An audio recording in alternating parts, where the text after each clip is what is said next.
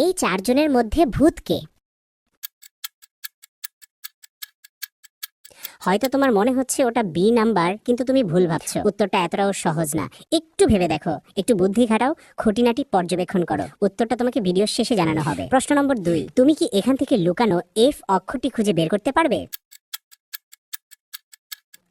যদি এফ অক্ষরটি খুঁজে পেয়ে থাকো তাহলে স্ক্রিনে ডাবল ট্যাপ করে দাও, যাতে আমি বুঝতে পারি তুমি সঠিক দেখেছো। প্রশ্ন নম্বর 3, যখন তুমি শেয়ার বাটনে যাও এবং তারপর মোর এ ট্যাপ করো, তখন প্রথমে কোন অ্যাপটা আসে?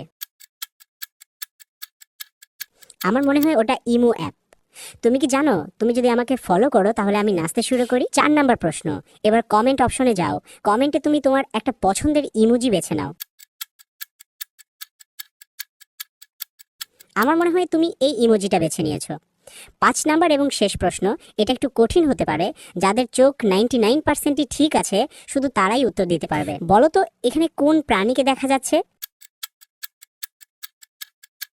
যদি তুমি দেখে থাকো তাহলে কমেন্ট করে জানাও। প্রথম প্রশ্নের উত্তর হবে, এই চারজনের মধ্যে প্রথম ব্যক্তি, মোটা লোকটি ভূত হতে পারে।